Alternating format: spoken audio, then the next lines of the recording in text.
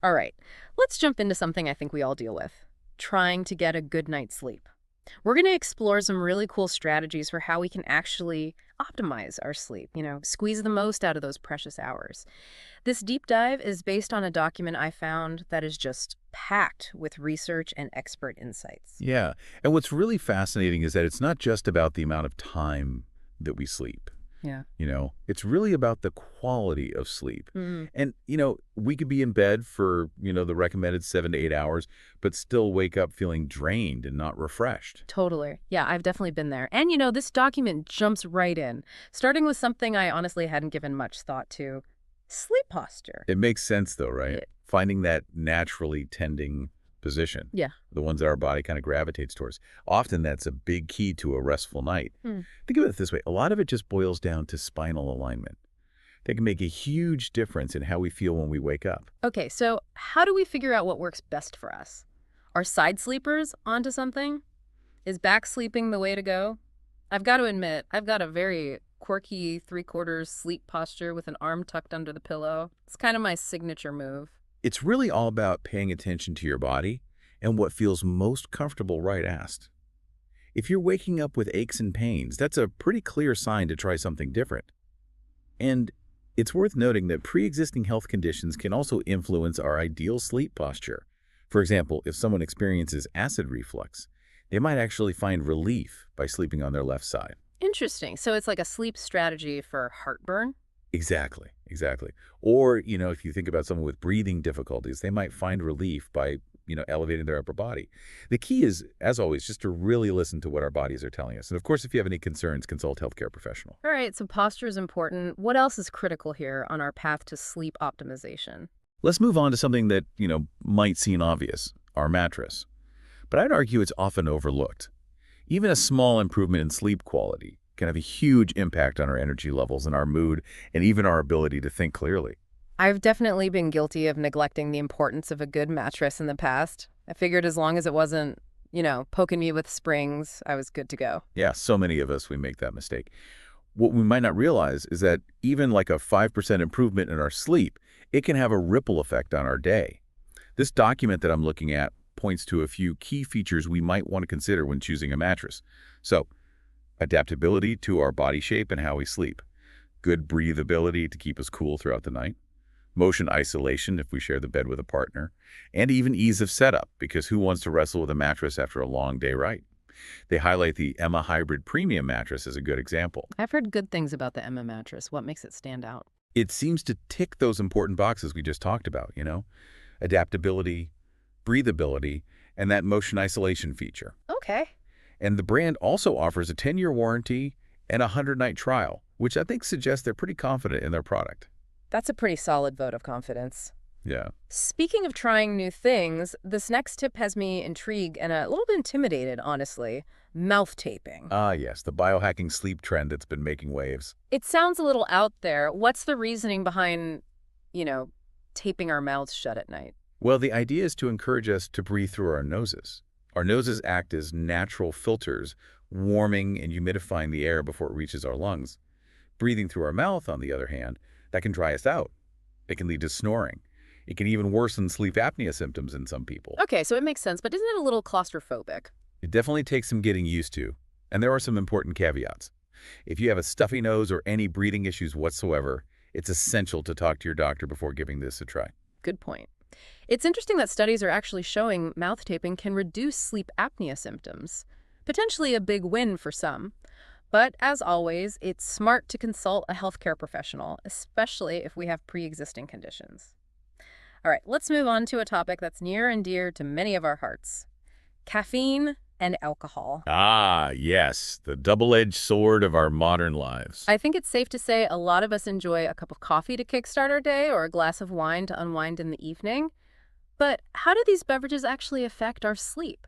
They might seem relaxing in the moment, but both caffeine and alcohol can really mess with our sleep, especially that deep restorative sleep that our bodies crave. Deep sleep, that sounds important. It is. It's like the reset button for our bodies and minds. Yeah. Cell regeneration, hormone regulation, memory consolidation, it all happens during this crucial stage. Okay, so caffeine and alcohol are interfering with our deep sleep. What's the damage report on each of them? Let's start with caffeine. I mean, we all know it's a stimulant, but did you know that it can linger in our systems for up to 10 hours? So that afternoon latte might be the reason why you're tossing and turning later that night. 10 hours. Okay. So for those of us who aren't quite ready to give up our caffeine fix, what are some strategies that we can try? Well, being mindful of our dosage is a good starting point. Limiting ourselves to 100 milligrams per day, which is roughly about 2 espressos. That's a good rule of thumb. Also, it's worth considering our individual metabolism. Some people process caffeine much slower than others, and if you're feeling really adventurous, you could experiment with eliminating it entirely for a few weeks to reset your sleep patterns. Good tips. Now let's talk about alcohol. I've heard that it can actually help us fall asleep. Is there any truth to that? It's a common misconception. While alcohol might initially make us drowsy, it actually disrupts our sleep later in the night, leaving us feeling groggy the next morning. You end up spending less time in that deep sleep and more time in light sleep. So maybe skipping that nightcap is a good idea if we want to wake up feeling refreshed. Probably a wise choice Yeah. if you're prioritizing truly restful sleep. Got it. Okay, so we've talked about posture, mattresses, even that intriguing world of mouth taping, and the potential pitfalls of caffeine and alcohol. Is there anything else we can do to boost our deep sleep game? There are a few other things we can try. Some promising possibilities like sound therapy using delta waves. Now, the research is still ongoing, but some studies are suggesting that listening to specific sound frequencies, it might actually enhance deep sleep. Delta wave therapy. That sounds pretty high tech. Have you experimented with it at all? I haven't personally, but I'd be interested to hear from any of our listeners who have tried these devices, what their experiences have been like. We'd love to hear your thoughts and experiences with delta wave therapy. Now let's shift gears and talk about the role of exercise in sleep. I'm a big believer in movement for overall well-being, but how does it affect our sleep specifically? That's a great question. And it's important to make a distinction between general physical activity and structured exercise. Both are beneficial, but their impact on sleep can differ.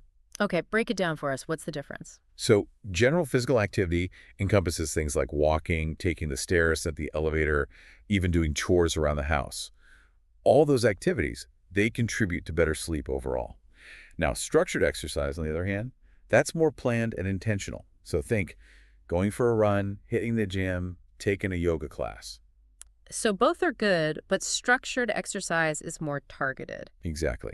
And when we're talking about optimizing our sleep aerobic exercise, particularly in what's known as zone 2, that seems to be the most beneficial. Zone 2, refresh our memory. What does that mean? So imagine it as a moderate intensity level where you can still hold a conversation while you're working out. It's not an all-out sprint, but it's not a leisurely stroll either. This kind of exercise, it can do wonders for our sleep quality. It helps regulate our internal clock and can even help us fall asleep faster. So moderate and consistent is the sweet spot. No need to go all-out beast mode every time. Exactly. In fact, high-intensity exercise too close to bedtime can actually backfire. It can raise our body temperature and delay sleep onset. Ah, so timing matters. No late-night CrossFit sessions if we want to sleep soundly. Let's move on to another sleep essential, pillows. Pillows. They're often overlooked, but they play such a critical role in supporting our spine and keeping us comfortable throughout the night. I'll admit my past pillow buying decisions were based solely on how fluffy and inviting they looked. The ergonomics of it all never really crossed my mind. That's a common mistake. A good pillow should support our head and neck in a way that maintains our spine's natural curve. So it's not just about squishiness. Not at all. It's worth looking for a pillow with adjustable height and firmness, so you can customize it to your sleep style and preferences. The Emma pillow, for example, is designed with this in mind. Okay, maybe an Emma overhaul of my entire sleep setup is in order. We've covered a lot of ground. Posture, mattresses, pillows, even mouth taping. Now, what about supplements? Are there any sleep aids that actually live up to the hype? Supplements can be helpful, but it's important to view them as the cherry on top, not the main course. So lifestyle changes first, supplements second. Absolutely. Yeah. But if we've already got the fundamentals down, there are a few supplements that might give us a little extra boost. Glycine, sustained-release melatonin, magnesium bisglycinate, and apigenin are all mentioned in this document as potentially beneficial. Let's break those down one by one. What's the deal with glycine? So glycine is an amino acid, and it's involved in transmitting signals in our brain. And studies have shown that it might improve sleep quality and make us feel more alert the next day. A typical dosage is around 2 to 3 grams before bed. Interesting. Now, I'm familiar with melatonin as a sleep aid, but what's so special about the sustained release version? Standard melatonin can sometimes lead to waking up in the middle of the night.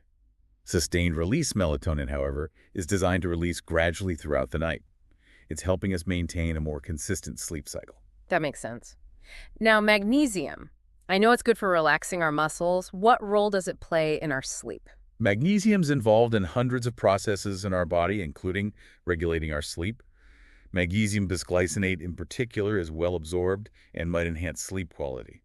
It can also be beneficial for athletes in terms of recovery. All right, and lastly, apigenin. Tell us about this one. Apigenin is a flavonoid, and it's found in plants like chamomile. It has calming and anxiety-reducing properties, which can indirectly promote better sleep. So, like a natural chill pill. I like it. Okay, we're approaching the end of our sleep optimization journey. Any final tips before we wrap things up? Here's a simple yet often overlooked tip. Take a hot shower or bath about an hour before bed. That sounds delightful, but why is it so effective? It all comes down to our body temperature. Stepping out of a hot shower or bath, it triggers a rapid cool down, signaling to our brains that it's time to sleep. One study even found that it can reduce sleep latency by almost 40%. Wait, sleep latency? What exactly is that? Sleep latency is simply the time it takes us to fall asleep. So that 40% reduction could mean drifting off about 10 minutes faster. 10 minutes less tossing and turning. Sign me up. Okay, before we say goodnight, let's recap some of the key insights from our deep dive so far. One of the most important takeaways is that quality sleep is built throughout the day, not just in the hour before bed. Consistency is key. Absolutely. It's about weaving healthy habits into our daily routines to support our sleep cycle. What are some must-dos on our sleep optimization checklist? Waking up at the same time every day, even on weekends, should be at the top of that list. Oh. This helps regulate our circadian rhythm, our internal clock, then get some morning sunlight. It's like sending a wake-up call to our body and mind. Early to bed and early to rise, as they say. What else should we be mindful of? Avoiding social media in the 2 hours leading up to bedtime is a good one. That blue light emitted from our screens can suppress melatonin production. Also, if you're a napper, keep those naps short, no more than 30 minutes, and before 4:00 p.m. No more scrolling through TikTok in bed. Duly noted. Anything else to add to our sleep hygiene arsenal? Evening walks are a great way to unwind and get some fresh air. Aim for 10,000 steps per day if possible. And lastly, if we've tried making lifestyle changes and are still struggling with insomnia, don't hesitate to reach out to a healthcare professional. Sleep is essential for our well-being, and there's no shame in seeking help if we need it. Exactly. We're all in this together on this sleep journey. Well said. Now, before we send you off to dreamland, we want to leave you with a thought-provoking question to ponder as we move into the next part of our deep dive. What small change from what we've discussed today will you commit to implementing tonight for a better night's rest? It could be as simple as adjusting your sleep posture, trying out a new pillow, or even putting your phone away an hour before bed. Every little step counts. Sweet dreams, everyone! Welcome back, Sleep Explorers, ready to continue our deep dive into the world of sleep optimization. Let's pick up where we left off, exploring some really fascinating aspects of sleep that we might not even be aware of. I'm ready to unlock those sleep secrets. What's next on our agenda? Let's delve into the science of sleep a little deeper, specifically looking at the different sleep stages and, why understanding them can be so beneficial. Okay, yeah, I've heard of REM sleep, of course. But beyond that, the details are a little fuzzy for me. Yeah. Sleep is a surprisingly complex process. But, getting a grasp on these stages can actually help us troubleshoot any issues that we might be having. Okay, so walk us through Sleep 101. What do we need to know? All right. So there are 4 main sleep stages, Mm-hmm. N1, N2, N3, and REM. N1 is the lightest stage, that kind of feeling of drowsiness as we're drifting off. N2 is a bit deeper. Our heart rate and breathing slow down. And then we have N3, also known as slow wave sleep or deep sleep. Deep sleep. That's the superstar we've been talking about, right? Yeah. The one that leaves us feeling refreshed and recharged. Exactly. It's when our bodies are really doing that, heavy lifting of repair and restoration, muscle growth, tissue repair, hormone regulation. It all happens during this crucial phase. So it's no wonder we feel so much better after a good night's sleep. What about REM sleep? We know that's when we dream, but what else is happening during this stage? So REM sleep is really fascinating. It's characterized by rapid eye movements, increased brain activity, and interestingly, muscle paralysis. And during this stage, we process emotions, we consolidate memories, and we experience those vivid dreams. So it's like our brains are working overtime while our bodies are getting that well-deserved break. That's a great way to put it. It really is.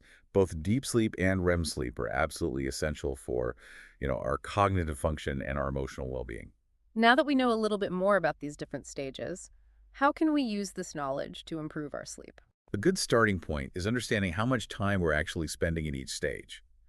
There are wearable devices and sleep trackers that can give us insights into our sleep architecture. The power of technology. So if we're not getting enough deep sleep or REM sleep, these trackers can help us figure out why. Exactly, exactly.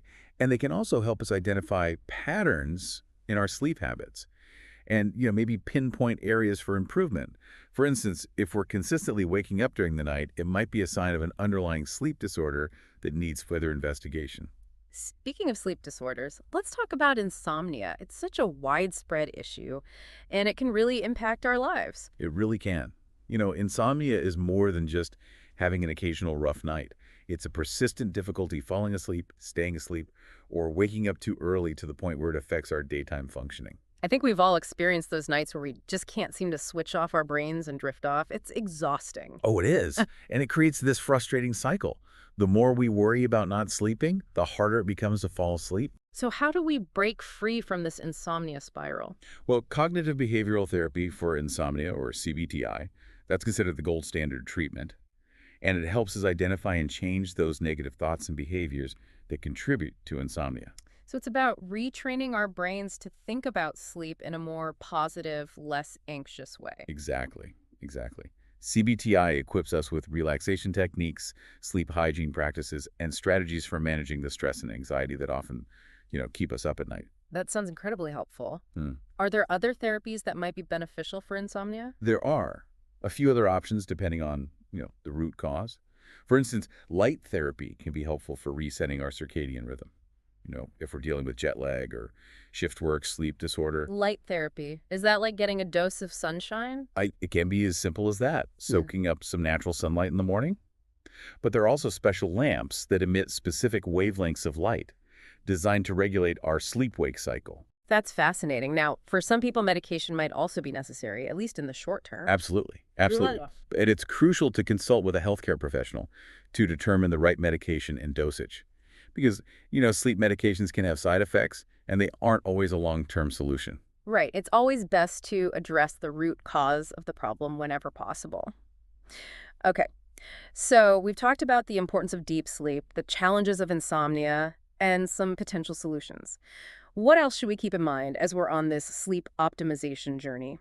Let's shift our focus to the impact our environment has on our sleep. Temperature, light, noise, all of those factors can play a significant role. Our environment, of course. I know I sleep terribly when it's too hot or there's a lot of noise. It makes perfect sense. Our bedrooms should be sanctuaries for sleep. The ideal temperature for sleep is between 60 and 67 degrees Fahrenheit. Not too hot, not too cold. Goldilocks would approve. What about light? We've discussed that blue light from screens, but what about other sources of light? Darkness is a key ingredient for good sleep. We want to make sure our bedrooms are as dark as possible. Blackout curtains are a great investment. And it's worth considering covering any LED lights from electronics that might be, disrupting our sleep. Time to embrace the darkness. What about those of us who live in noisy environments? I understand that noise can be a big challenge. Earplugs can be a lifesaver in those situations. White noise machines or fans can also help drown out distracting sounds. I'm a huge fan of white noise. I can't sleep without it. Okay, so we've got temperature, light, and noise under control. Anything else we should consider when it comes to creating that sleep-friendly haven? Yes. Let's talk about bedding. We've touched on mattresses and pillows, but our sheets and blankets can make a difference too. That's true. I've definitely noticed a change in my sleep quality depending on the type of sheets I use. Yeah, makes sense. Opt for breathable natural fabrics like cotton or linen. They'll help regulate our body temperature and wick away moisture. So maybe it's time to retire those old scratchy polyester sheets. For the sake of comfort and good sleep, probably a wise idea. All right, so we've covered the science of sleep, the importance of a sleep-friendly environment, and some tips for dealing with insomnia. Any parting words of wisdom as we wrap up this segment? One thing I always emphasize is the power of a consistent sleep schedule. Consistency. It seems like a recurring theme in our sleep optimization journey. It really is. Our bodies thrive on routine. Try to go to bed and wake up around the same time each day, even on weekends. It'll help regulate our circadian rhythm and just improve our overall sleep quality. No more sleeping until noon on Saturdays, even though it's so tempting. It's worth it in the long run. A consistent sleep schedule is one of the best gifts we can give ourselves. Great advice. We've explored a lot in this segment, from the science of sleep and the impact of our environment to practical tips for dealing with insomnia. But there's still so much more to discover. What sleep secrets await us in the final part of our deep dive? Welcome back, sleep enthusiasts. We are in the final stretch of our sleep optimization deep dive. We have saved some of the most fascinating aspects of sleep for last. Ready to level up our sleep game even further. Absolutely. I'm ready to uncover some more sleep secrets. Let's talk about something that might surprise you: the link between gut health and sleep. Gut health. I know our microbiome is important for things like digestion and immunity, but I didn't realize it actually impacts our sleep. It's a really exciting area of research, and more evidence suggests that the bacteria in our gut can actually influence our sleep patterns and quality. So those tiny microbes are playing a role behind the scenes. Tell us more. What's really interesting is that certain gut bacteria produce neurotransmitters like serotonin and GABA, which we know are involved in regulating our sleep. Right, our gut bacteria are making brain chemicals. That's incredible. It is. And when our gut microbiome is out of balance, it can actually disrupt our sleep and even contribute to issues like insomnia. So if we want to sleep better, we need to take care of our gut health too. Exactly. It's all connected. Okay, so how do we nurture those friendly gut bacteria and keep our microbiome happy? A balanced diet rich in fiber is key. So think fruits, vegetables, whole grains, legumes. They're all great sources of prebiotics, which essentially feed the good bacteria in our gut. So it's like setting up a feast for our microbiome. What about probiotics? I know they're good for our gut, but do they specifically help with sleep? Some research suggests that specific probiotic strains like lactobacillus and bifidobacterium might improve sleep quality, but more research is definitely needed. So a healthy diet and maybe some targeted probiotics could be beneficial for our gut and our sleep. What else should we keep in mind when it comes to this gut-sleep connection? Managing stress is crucial.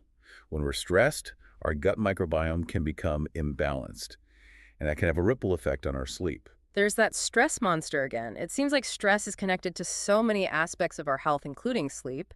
Any tips for keeping stress in check? We've talked about things like mindfulness, meditation, relaxation techniques, but don't underestimate the power of regular exercise as a stress reliever. Right. Moving our bodies is good for both our minds and our guts. Exactly. And if you're dealing with chronic stress, it's important to seek professional support. Great advice. Sometimes we need that extra help to navigate those challenging times. Let's shift gears for a moment and talk about something that's often overlooked when we think about sleep: hydration. Does the amount of water we drink actually affect our sleep? It can. Dehydration can lead to fatigue, headaches, and even those frustrating nighttime awakenings. Oh, that's right. I've definitely woken up in the middle of the night feeling parched. So how much water should we aim for during the day to optimize our sleep? The general recommendation is 8 glasses per day, but of course this can vary depending on our individual needs and activity level. So listening to our bodies and staying hydrated throughout the day is key. Any tips for avoiding those middle of the night thirst traps? Yeah, it's a good idea to avoid drinking too much fluid in the hours leading up to bedtime, to minimize those nighttime bathroom trips. Makes perfect sense. Now, before we wrap up this sleep optimization journey, I want to circle back to something we talked about earlier: sleep anxiety. That cycle of worry and sleeplessness can be so tough to break. Any final words of wisdom for those who are struggling with this? Remember that you're not alone. Sleep anxiety is incredibly common, and the good news is it's treatable. That is so reassuring to hear. What are some steps we can take to break free from that cycle of worry and anxiety? One really powerful approach is to challenge those negative thoughts. When you find yourself spiraling into worry, ask yourself, is this thought helpful? Is it really true? Is there a different way to look at this situation? So it's about reframing our thinking and choosing to focus on more positive and realistic thoughts. Exactly. It can also be helpful to remind ourselves that sleep is a natural process. Our bodies know how to sleep. Sometimes we just need to get out of our own way and let it happen. That's easier said than done some nights, but it's a good reminder. Any other parting advice for our sleep-seeking audience? Cultivating a sense of gratitude can be incredibly powerful. Instead of dwelling on what we're lacking, take a moment each night to appreciate the good things in our lives. Gratitude. It's like a shift in perspective from worry to appreciation. Exactly. And keep in mind that even small changes can make a big difference when it comes to sleep. Be patient with yourselves, experiment with different strategies, and celebrate the progress you make along the way. What a fantastic conversation. We've covered so much ground in our sleep optimization exploration, from the science behind sleep to the surprising connection between our gut health and how well we sleep. We even touched on strategies for calming those racing thoughts and overcoming sleep anxiety. But perhaps the biggest takeaway is this: prioritize your sleep. It's not just about feeling rested, it's an investment in our overall health and well being. Sweet dreams, everyone. Sleep well, and until next time, may your slumbers be filled with peaceful dreams.